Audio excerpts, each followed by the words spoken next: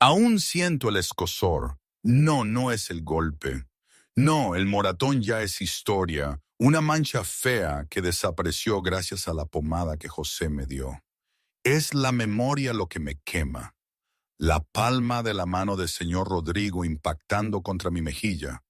Un estruendo en un salón que un segundo antes estaba en un silencio sepulcral. Recuerdo el sabor a cobre en mi boca, la forma en que mi cabeza se sacudió, el vértigo repentino. Caí un paso hacia atrás, tropezando con una silla que no vi. Mi corazón galopaba, no tanto por el dolor físico, que fue brutal, sino por la humillación. ¿Cómo me atreví, una simple camarera, una omega sin manada, a hablarle a un consejero? Él tenía razón al pegarme. Era el orden natural de las cosas. Lo que no tenía sentido era lo que vino después. Mis ojos, llenos de lágrimas, buscaron los de Ana.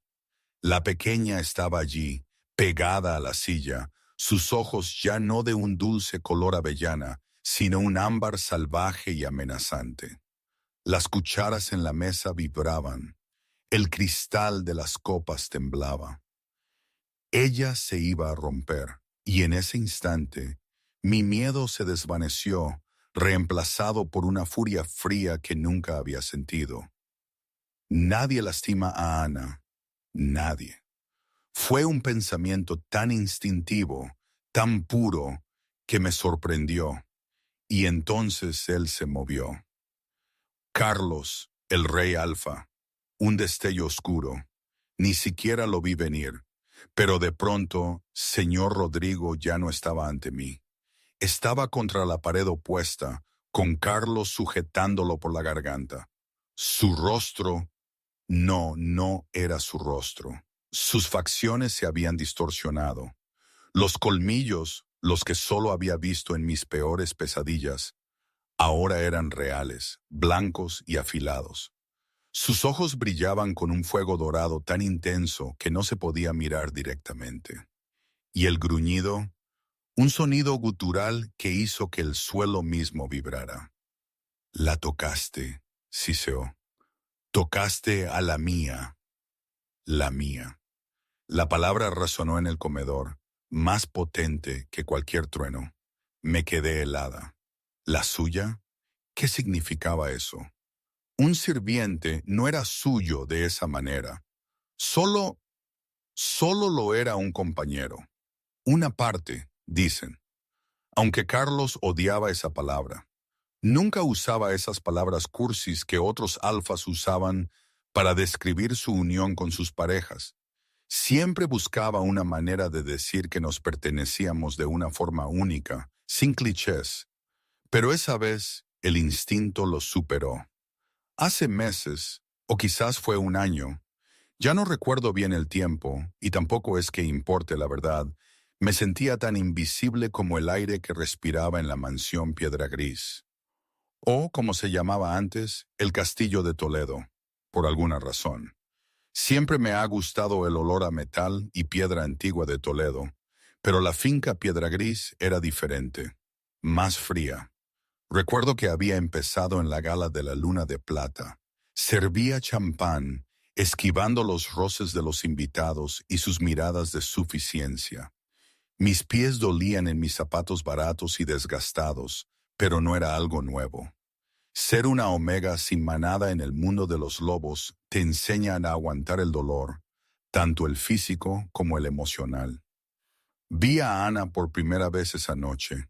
Una niña de 7 años con una fuerza que desquiciaría a cualquiera.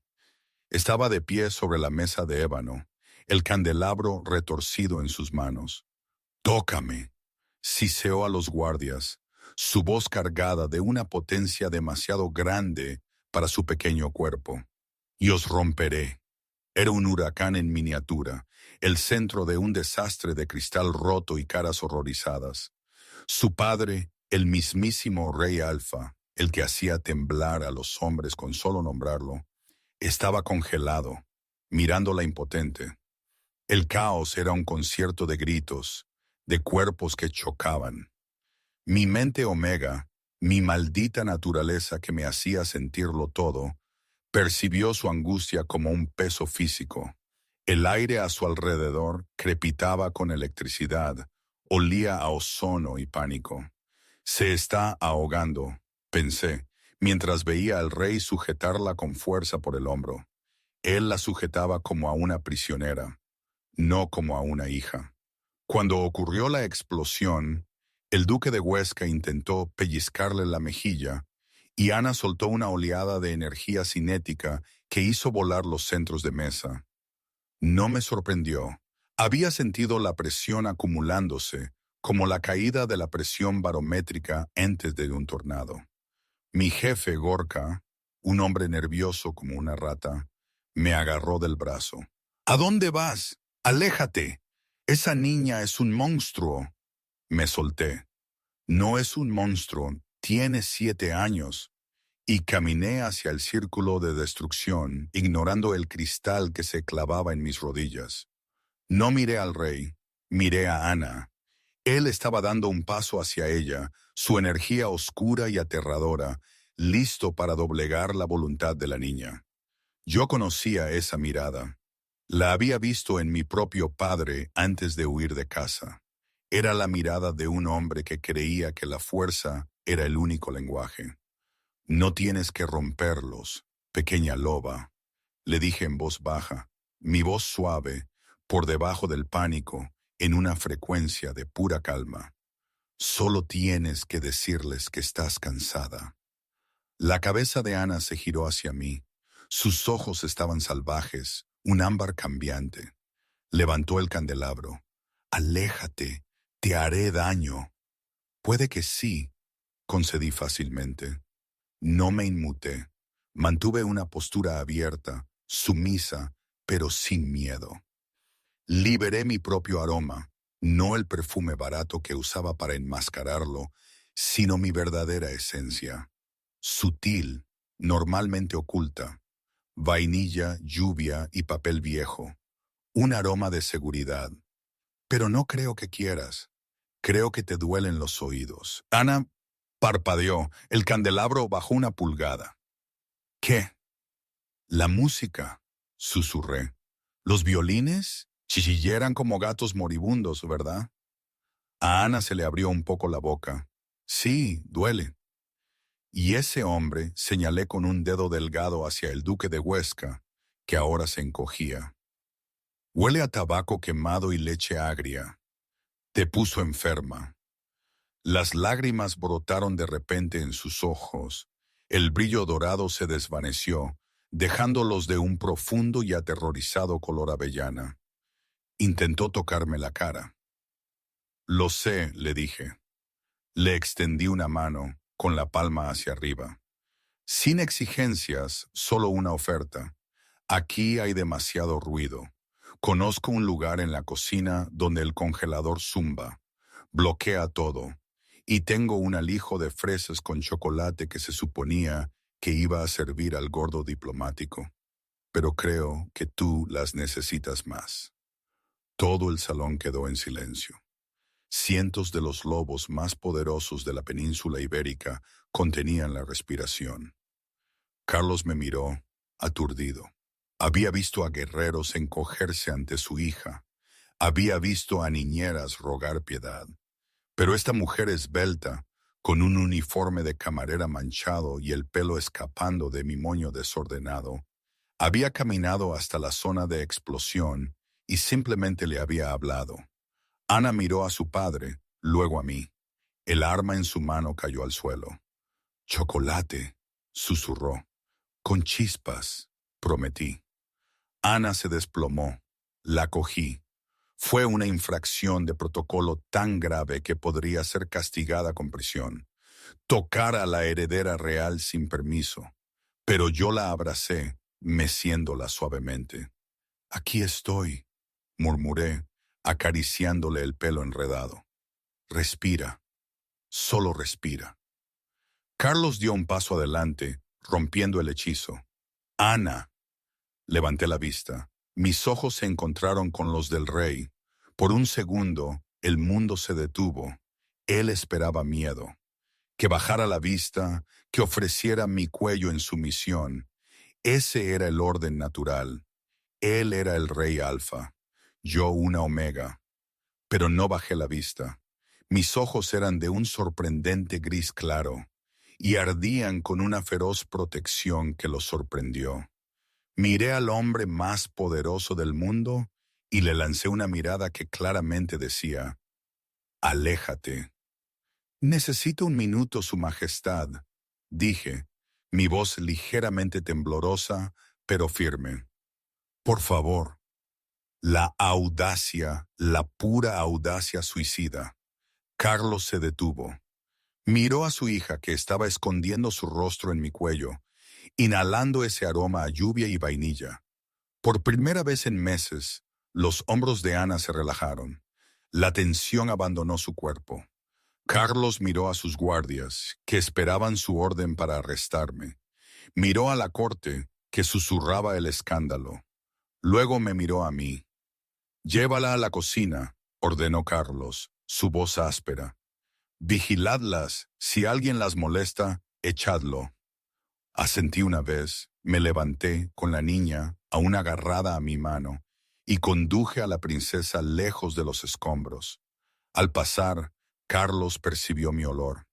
Me golpeó como un impacto físico, superando su lógica y atacando la parte primitiva de su cerebro.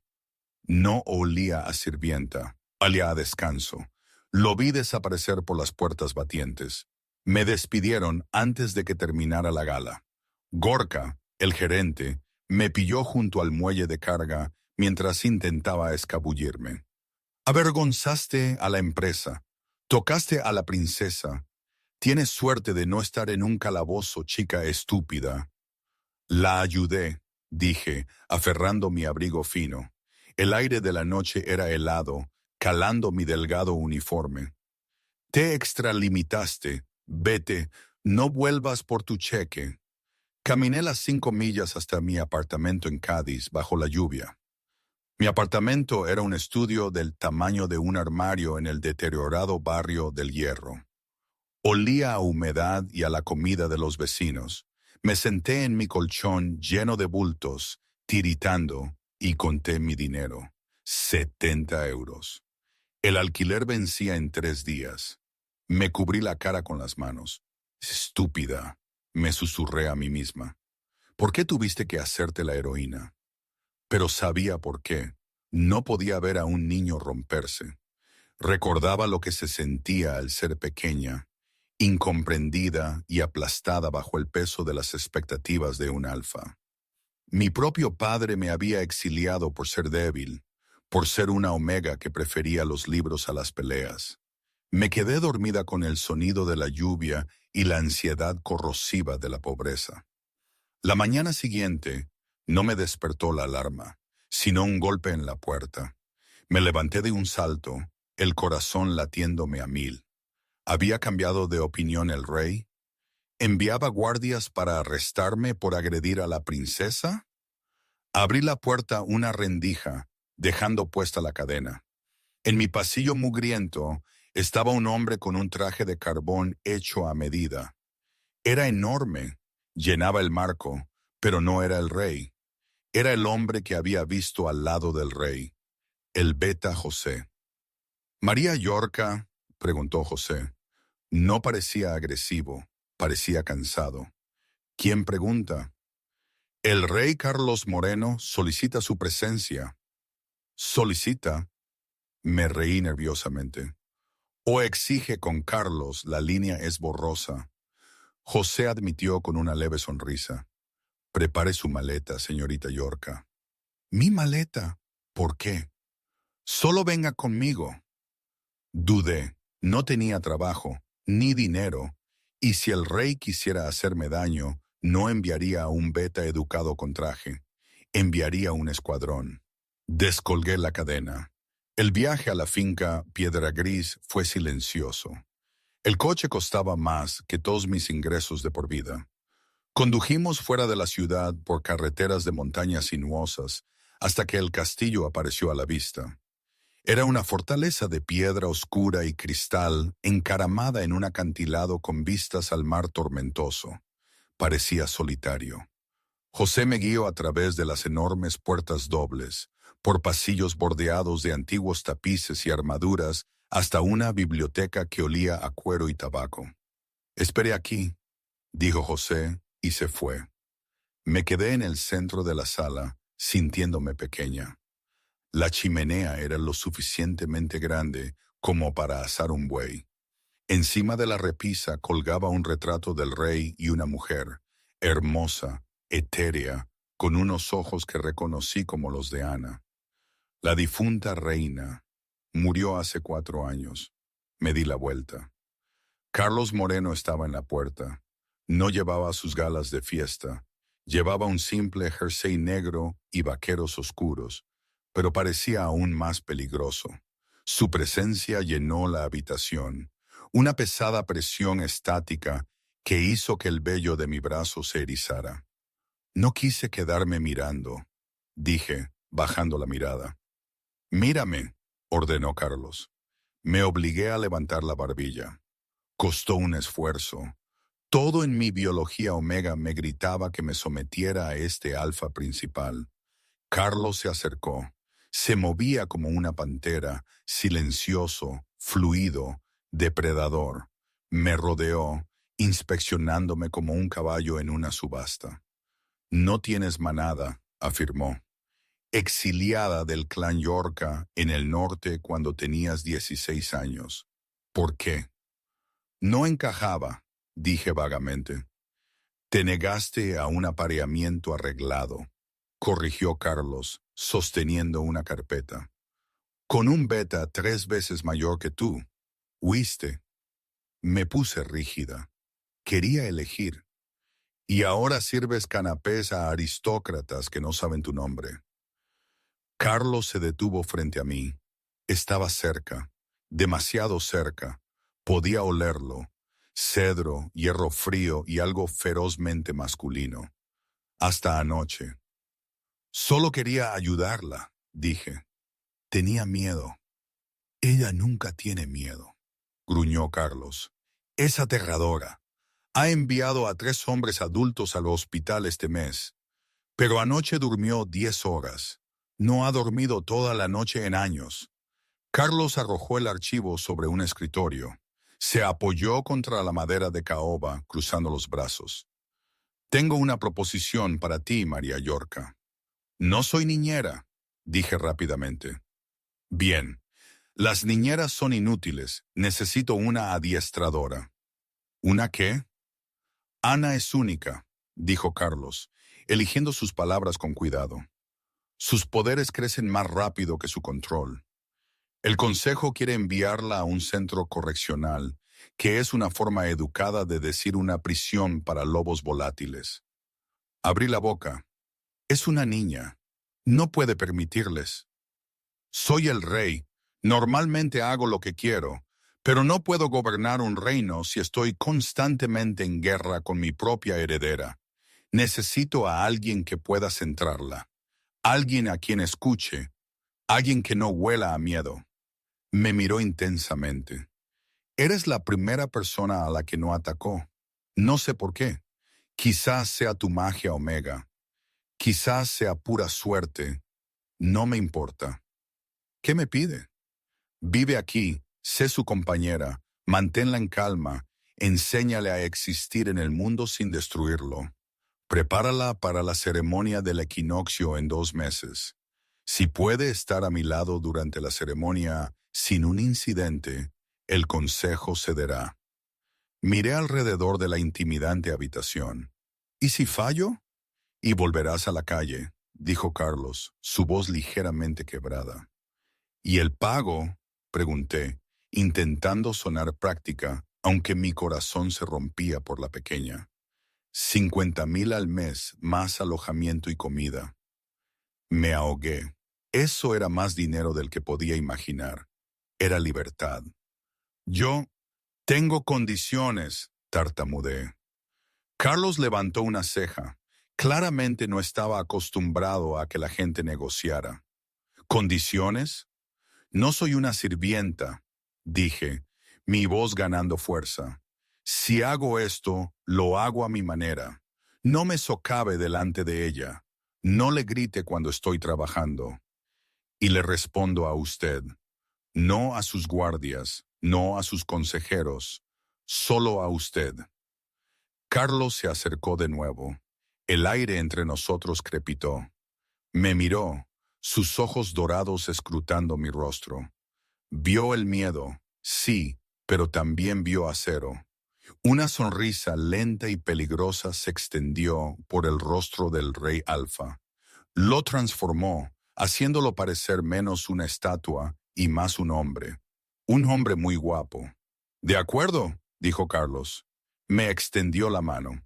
Dudé, luego coloqué mi pequeña mano en la suya grande y áspera.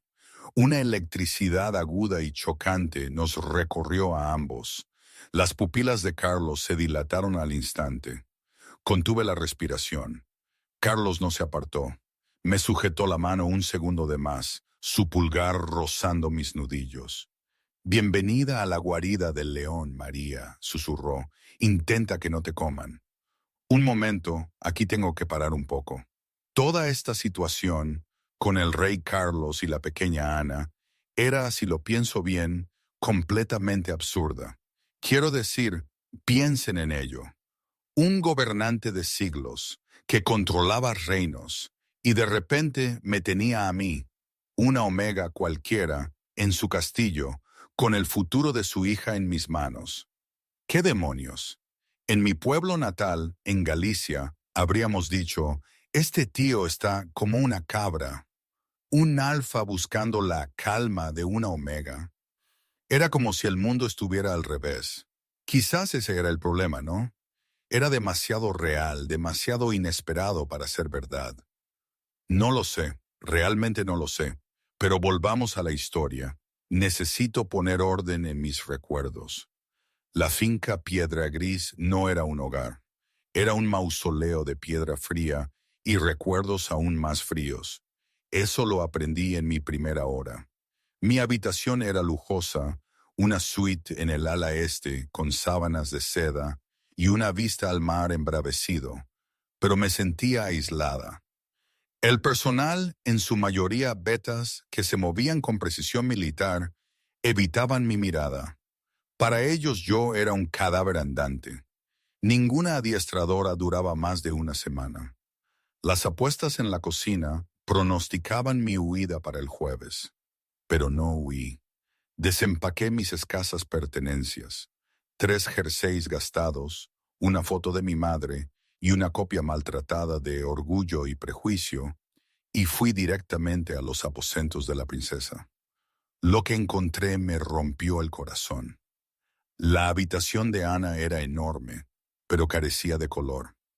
Las paredes eran grises, los juguetes eran educativos, de madera y cuidadosamente apilados. No había dibujos en las paredes, ni peluches, ni caos. Era una celda diseñada para un espécimen peligroso, no un dormitorio para una niña pequeña. Ana estaba sentada en el centro de la alfombra, mirando un complejo rompecabezas. No levantó la vista cuando entré. Dicen que si lo termino en menos de 10 minutos, puedo salir, murmuró Ana. Pero las piezas no encajan. Me senté en el suelo frente a ella. ¿Quién dijo eso? Papá, dijo ella. Los rompecabezas enseñan estrategia. ¿Quieres aprender estrategia? Le pregunté. Ana levantó la vista, sus ojos apagados. Quiero aprender a volar. Sonreí, una expresión genuina y cálida que pareció iluminar la habitación gris. Volar es difícil, pero apuesto a que podemos hacer un fuerte que parezca una nave espacial. ¿Un fuerte? Ana frunció el ceño. Eso es desordenado. Marta dice que el desorden es señal de una mente débil. Marta, dije en tono conspirador, tiene un palo metido. Bueno, es aburrida. Ven. Quité las sábanas de seda de la cama con dosel. Arrastré 2 pesadas sillas de caoba. Vacié el armario de ropa blanca en busca de almohadas. Por primera vez en su vida, Ana Moreno no destruyó una habitación por ira. La destruyó por alegría. Construimos una enorme tienda de campaña hundida en medio de la habitación. Dentro estaba oscuro y acogedor. Traje una linterna e hice marionetas de sombras en las paredes de las sábanas. Conté historias no de guerras y tratados, sino de conejos que engañaban a lobos y de estrellas que se enamoraban del océano. Ana Río fue un sonido oxidado y chirriante al principio, pero pronto fue una risita a carcajadas. ¿Qué significa esto? El estruendo de la voz de Carlos rasgó el tejido de nuestro santuario. El fuerte de sábanas se abrió de par en par. Carlos estaba allí, su silueta tapando la luz. Miró el caos, las sillas volcadas, las almohadas por todas partes, su hija escondida debajo de un edredón. Te contraté para que le enseñaras disciplina, gruñó Carlos, sus ojos brillando dorados, no para que convirtiera su habitación en una posilga. Ana se encogió, sus ojos comenzando a brillar con ese peligroso ámbar. La presión del aire en la habitación disminuyó. El vaso de agua en la mesita de noche comenzó a vibrar. «¡Alto!», le dije. Carlos me dirigió su mirada. «¿Perdona?». «No estaba hablando contigo», dije con calma. Extendí la mano y tomé la de Ana. «Ana, mírame. El vaso no tiembla porque seas mala. Tiembla porque tienes miedo, pero estás a salvo. Solo estamos jugando». Le apreté la mano. El ámbar se desvaneció de los ojos de Ana. El vaso se asentó. Me puse de pie y me enfrenté al rey. Yo era un pie más baja que él y una omega frente a un alfa principal. Pero no retrocedí. «Tiene 7 años, Su Majestad», dije, mi voz temblorosa pero resuelta. «No necesita más disciplina. Necesita jugar. Si no puede liberar su energía y alegría, la liberará en destrucción. ¿Quiere controlarla? Déjela ser una niña». Carlos me miró fijamente. Estaba acostumbrado a la ofensa silenciosa. Estaba acostumbrado al miedo. No estaba acostumbrado a una mujer con un jersey holgado dándole lecciones de paternidad mientras estaba de pie en un montón de almohadas. Miró a Ana, que me observaba con algo que Carlos no había visto en años. Confianza. «Limpien esto para la cena», dijo Carlos bruscamente. Se dio la vuelta para irse, pero se detuvo en la puerta. No miró hacia atrás. La cocinera hizo pollo asado. A Ana le gusta la piel. Asegúrate de que coma. Fue una concesión pequeña, pero una victoria. Mientras caminaba por el pasillo, Carlos se tocó el pecho. Su corazón le golpeaba contra las costillas. Un extraño latido rítmico que no tenía nada que ver con la ira. El olor a vainilla y lluvia se aferraba a su ropa, y por primera vez en 4 años, el aplastante peso de su dolor se sintió una onza más ligero. El incidente con el consejo nos dio tiempo, pero también nos puso en el punto de mira. Los rumores se extendieron como la pólvora. El rey se ha vuelto loco. Está hechizado por una omega callejera. Traté de ignorar los susurros. Me concentré en Ana, pero el castillo se sentía diferente ahora. Las sombras parecían más largas. 3 noches después de aquel almuerzo, una tormenta azotó la costa. Los truenos sacudieron los cimientos de piedra gris. No podía dormir. Mi mejilla había sanado gracias a una pomada que José me había dado, pero mi mente no paraba.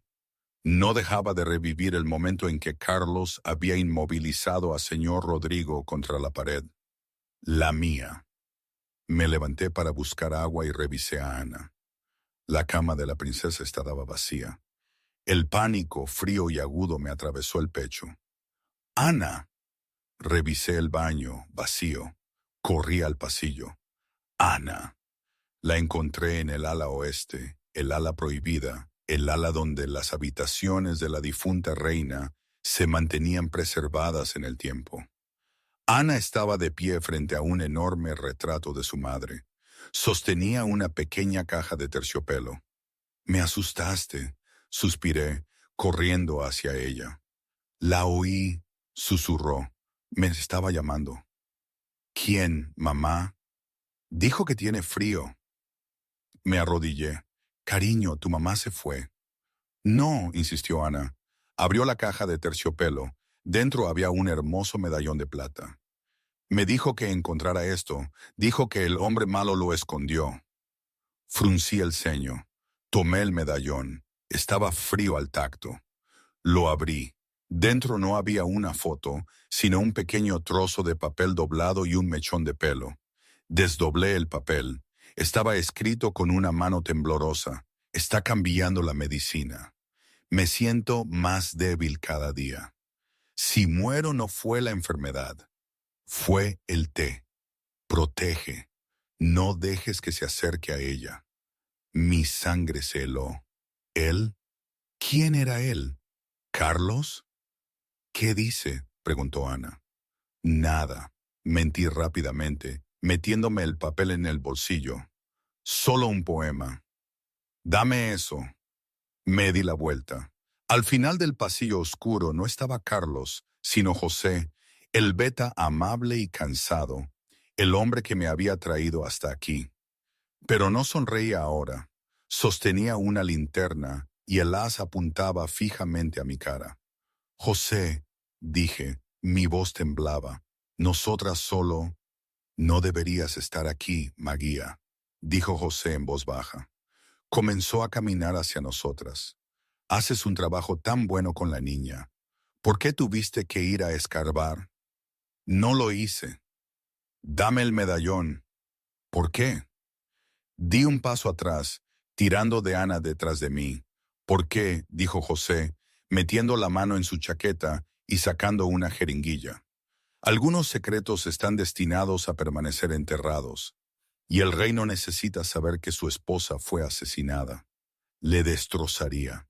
Hago esto por el bien de la manada».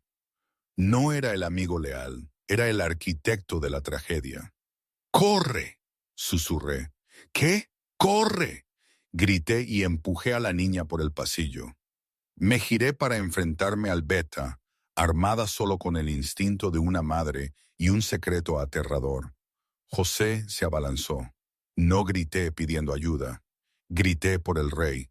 «¡Carlos!».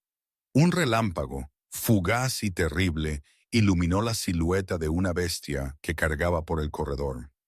Pero José estaba más cerca. La jeringuilla descendió como una víbora atacando en la oscuridad. No tuve tiempo de esquivarla. Arrojé mi cuerpo sobre Ana, protegiendo a la niña con mi propia frágil espalda humana, preparándome para el pinchazo de la aguja. «No», chilló Ana. No fue un grito de miedo. Fue un grito de puro y absoluto mando. El aire en el pasillo se comprimió instantáneamente, creando un vacío que hizo que me estallaran los oídos. Una onda de choque de fuerza telequinética alimentada por el terror de una hija salió del pequeño cuerpo de Ana. José fue lanzado hacia atrás como si lo hubiera golpeado un tren de carga. Se estrelló contra la pared de piedra a 10 metros, la jeringuilla rodando por el suelo. Gimió, sus huesos crujían, pero su curación de lobo ya lo estaba uniendo de nuevo. Se levantó a trompicones, sus ojos maníacos, su máscara humana resbalando para revelar a la bestia gruñona debajo. «¡Estúpida!», rugió José, abalanzándose de nuevo sobre nosotras. «Estoy intentando salvar al rey de la debilidad». Me arrastré hacia atrás, arrastrando a Ana conmigo. ¿Matando a su familia? ¿Podando la podredumbre? José se lanzó. La ventana al final del pasillo se hizo añicos hacia adentro. No fue la tormenta, fue el rey. Carlos Moreno no solo entró en la pelea, la terminó. Se movió más rápido que el pensamiento. Un borrón de sombra y furia. Antes de que José pudiera alcanzarme, Carlos se estrelló contra él. El impacto sacudió el polvo de los tapices del techo. Carlos no se transformó en su forma de lobo. No lo necesitaba. Levantó a José, un hombre de 100 kilos de músculo, por la garganta y lo estrelló contra el suelo. La madera se astilló. «¡Carlos, espera!», balbuceó José, su cara poniéndose morada. «¡Escúchame! ¡Los amenazaste!», gruñó Carlos, su voz una vibración gutural que me hacía doler los dientes. Sus ojos ya no eran dorados.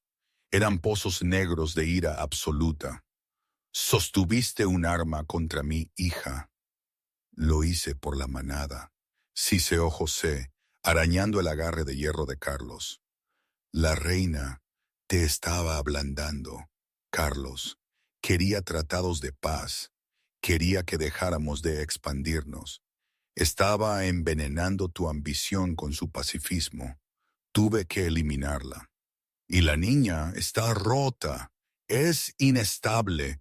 Estoy haciendo lo que tú eres demasiado débil para hacer». El silencio que siguió fue más fuerte que el trueno exterior. Carlos se quedó perfectamente inmóvil. La revelación lo golpeó con la fuerza de un impacto físico. La esposa que había llorado. La mujer cuya pérdida lo había convertido en un tirano. No había muerto de una misteriosa enfermedad. Había sido asesinada por su hermano de armas, por el hombre que le había sostenido el hombro en el funeral. «¿La mataste?», susurró Carlos. El dolor en su voz era tan crudo, tan abierto, que sentí lágrimas en mis propios ojos. «Te salvé», escupió José. Carlos rugió, un sonido de pura desolación. Levantó el puño, listo para asestar un golpe mortal que le aplastaría el cráneo a José. «¡Carlos, para!». Mi voz atravesó la sed de sangre. Me puse de pie. Mis piernas temblaban, dejando a Ana acurrucada a salvo contra la pared. Caminé hacia los dos alfas. «No lo mates», dije suavemente. Carlos se congeló, su puño suspendido a centímetros del rostro de José. Me miró, su expresión salvaje y desquiciada. Asesinó a mi esposa. Intentó matarla. A mi hija. «Lo sé», dije, acercándome, desafiando el aura de violencia que irradiaba de él. «Pero si lo matas ahora, en la oscuridad, se convierte en un mártir de su causa. El consejo dirá que te has vuelto loco. Dirán que mataste a tu sirviente más leal en un ataque de ira». Coloqué una mano sobre el tenso bíceps de Carlos. El contacto chisporroteó. «Que se enfrente a la justicia», susurré. «Que todos lo vean por lo que es. No dejes que te convierta en el monstruo que él quiere que seas». Carlos tembló bajo mi toque. El negro de sus ojos retrocedió lentamente, volviendo al dorado. Miró a José, luego a mí. Vio el moratón en mi mejilla de la reunión del consejo y la luz feroz e inquebrantable en mis ojos grises. Soltó a José. José jadeó por aire, tosiendo. «Cometes un error, Carlos. Ella es una omega. No es nada. Ella es más un rey de lo que tú nunca serás», dijo Carlos con frialdad. «Guardias». La guardia real, que había dudado en intervenir, pululó por el pasillo. Encadenaron a José, arrastrando al traidor. Cuando se fueron, Carlos se desplomó contra la pared, deslizándose hasta sentarse en el suelo. Se cubrió la cara con las manos. La adrenalina se desvaneció, dejando solo dolor. «No lo sabía», se ahogó. «María, juro que no lo sabía». No dudé. Me senté a su lado en el frío suelo de piedra. Coloqué su cabeza en mi hombro. El rey Alfa, el gobernante de la península, lloró en los brazos de una camarera. Ana se arrastró hacia adelante y se apretó entre nosotros. Carlos envolvió un brazo alrededor de su hija y el otro alrededor de mí, abrazándonos como si fuéramos lo único que lo mantenía anclado a la tierra. Aquí estamos, le susurré en el pelo, repitiendo las palabras que le había dicho a Ana esa primera noche. Aquí te tenemos. El arresto de José conmocionó a la coalición, pero la ceremonia del equinoccio no podía posponerse. Era la noche más sagrada del calendario lobuno, la noche en que la heredera al trono presentaba su poder a la diosa de la luna y a la manada. Si Ana no lograba encender la piedra lunar, un enorme cristal antiguo en el centro del anfiteatro, sería considerada rechazada por la diosa. El consejo, liderado por un señor Rodrigo, recuperado pero vengativo, forzaría su abdicación. El anfiteatro estaba repleto con 5,000 lobos. El aire olía a pino, lluvia y juicio. En la tienda de preparación, Ana temblaba. «No puedo hacerlo», susurró. Llevaba un vestido ceremonial blanco que le hacía parecer un pequeño fantasma. José dijo que estoy rota. Dijo que soy peligrosa. Me arrodillé ante ella. Le tomé las manos frías a Ana. José era un mentiroso. No estás rota, Ana. Eres una tormenta. ¿Y sabes lo que hacen las tormentas? Traen lluvia. Hacen crecer las cosas. Pero ¿y si lo exploto todo? Entonces construimos uno nuevo, dijo Carlos entrando en la tienda. Lucía regio con su túnica de terciopelo negro, la corona de plata tejida posada en su cabello oscuro, pero sus ojos eran cálidos cuando miró a su hija. «No necesitas impresionarlos», dijo Carlos, arrodillándose junto a mí, a la altura de los ojos de Ana. «Eres mi hija. Eso es suficiente. Si la piedra no se enciende, nos vamos. Dejamos la corona, el castillo, todo. Te elijo a ti, siempre». Los ojos de Ana se abrieron de par en par. «¿De verdad?» «De verdad», prometió Carlos. Me miró, su mirada se detuvo en mis labios. He aprendido que algunas cosas son más importantes que un trono. Sonaron los tambores. Era la hora. Salimos a la arena. La multitud guardó silencio. Señor Rodrigo estaba junto a la piedra lunar, una sonrisa en su rostro magullado. Sostenía el báculo ceremonial. «Princesa Ana», anunció Rodrigo, su voz amplificada por la magia. «Da un paso adelante y sométete al juicio de la luna». Ana soltó la mano de Carlos. Caminó sola hasta el centro del estrado. Parecía tan pequeña junto al imponente cristal. Extendió su mano. De repente, un aullido agudo perforó el aire. Inaudible para los humanos, pero para los lobos era agonía. Un emisor sónico. Señor Rodrigo lo había plantado. Ana gritó, sujetándose las orejas. Su control se fracturó. El suelo empezó a temblar. Aparecieron grietas en el suelo de piedra. La multitud jadeó murmurando, «Está perdiendo el control, está salvaje». «Detenedlo», rugió Carlos, dándose cuenta de lo que sucedía. Comenzó a correr hacia el escenario, pero los guardias lo bloquearon, citando la ley sagrada de que la prueba debía ser solitaria. Ana cayó de rodillas, gritando. Su energía se desbocó, destrozando la primera fila de luces. No me importaban las leyes sagradas. Salte la barrera. No tenía velocidad alfa, pero tenía adrenalina. Corrí por la arena, esquivando los escombros que Ana lanzaba sin saberlo. «¡María, no!», gritó Carlos. «Es demasiado peligroso». Llegué al estrado. La energía que giraba alrededor de Ana era un viento físico que me arrancaba el vestido y el pelo.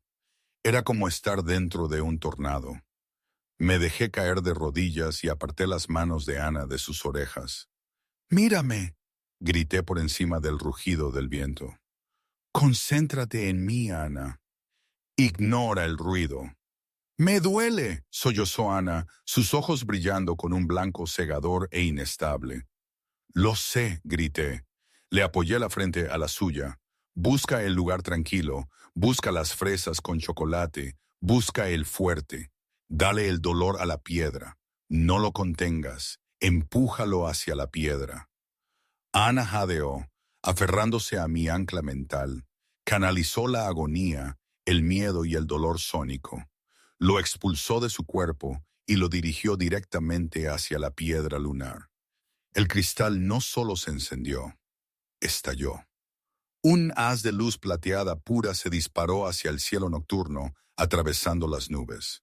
Era más brillante que cualquier ceremonia en la historia. El emisor sónico escondido en el podio de Rodrigo se sobrecargó con la oleada y explotó en una lluvia de chispas, derribando al traicionero señor hacia atrás. La luz bañó toda la arena con un suave brillo sanador. El temblor se detuvo, el viento amainó. En el centro de la luz estaban una camarera y una niña tomadas de la mano. La multitud quedó aturdida en silencio. Luego, lentamente, un lobo aulló, luego otro.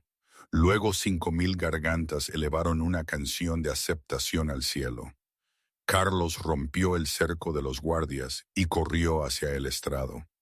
Nos levantó a ambas en sus brazos, haciéndonos girar, riendo con una alegría que sacudió los cimientos de su reputación de hielo. Ana no solo había pasado la prueba, había reescrito las reglas. La celebración duró hasta el amanecer. Por primera vez, las puertas de Vidria Gris se abrieron a todos, alfas, betas y omegas por igual. Escapé del salón de baile alrededor de las 2 de la mañana. Salí al balcón alto con vistas al mar. La adrenalina se desvanecía, dejando un dulce y agotado dolor en mis huesos. Miré la luna, sintiendo una sensación de finalidad. Había hecho mi trabajo. Ana estaba a salvo. El rey se había curado. Mi contrato había terminado. Planeando otra escapada, me giré. Carlos estaba en la puerta. Se había desabrochado el cuello y sostenía 2 copas de champán. Solo tomaba aire, dije. Carlos se acercó y me entregó una copa. Se quedó cerca, su calor irradiando contra mi costado en el fresco aire nocturno. La salvaste de nuevo, dijo Carlos en voz baja. Y expusiste a Rodrigo. El consejo pide su cabeza. La subestimó, dije. Todos lo hicieron. Y yo te subestimé a ti. Carlos se giró para mirarme. Dejó su copa en la barandilla de piedra. Te vas mañana, ¿verdad? Miré mis manos. El contrato era para la ceremonia. Cumplí con mis deberes. ¡Al diablo con el contrato!, gruñó Carlos suavemente. Se acercó más, invadiendo mi espacio, arrinconándome contra la barandilla. Colocó sus manos a cada lado de mí, atrapándome en una jaula de calidez y aroma a cedro. ¿Sabes por qué no te toqué esa primera noche en la biblioteca?, preguntó Carlos, su voz áspera. ¿Por qué he mantenido mi distancia? Negué con la cabeza, conteniendo la respiración. Porque en el momento en que te olí, mi lobo te reconoció, confesó Carlos. Se inclinó, su nariz rozando la curva de mi cuello, inhalando profundamente. Eres mía, María. Eres la persona con la que de alguna manera todo parece encajar. Mi corazón se detuvo. Pero soy una omega. Eres el rey. Es imposible. Eso dicen, murmuró Carlos contra mi piel. Dicen que un rey alfa necesita una reina guerrera. Pero se equivocan. No necesito una guerrera. Tengo un ejército para la guerra. Necesito paz. Necesito un hogar. Tú eres mi hogar, María. Se echó hacia atrás para mirarme a los ojos. No te vayas. Quédate. No como adiestradora, no como niñera. ¿Cómo qué?, susurré. Como mi reina, como mi esposa, como la única persona que se ha atrevido a decirme cuando estoy siendo un idiota. Reí, una lágrima se deslizó por mi mejilla. A veces eres un idiota. Lo sé, sonrió Carlos. Una sonrisa deslumbrante y genuina que lo hacía parecer un niño. Entonces, ¿asumirás la imposible tarea de manejarnos para siempre? Levanté la mano y le pasé la mano por el pelo al hombre más poderoso del mundo. Supongo que alguien tiene que hacerlo. Y hoy, no sé. A veces pienso que fue lo mejor que me pudo pasar. A veces pienso que cometí un error, que fue demasiado rápido, demasiado todo. Probablemente ambas cosas. Así es la vida, ¿no? Nada es sencillo, nada es perfecto, pero al menos es mío. Y tenemos a Ana, que ahora sabe que su poder no es para destruir, sino para proteger. Eso, supongo, es una victoria, ¿verdad? Y en cuanto a ese gran alfa con corazón de cedro y hierro, sigue siendo un idiota a veces, pero también es el hombre que me mira como si yo fuera su mundo. Y eso, qué sé yo, se siente bastante.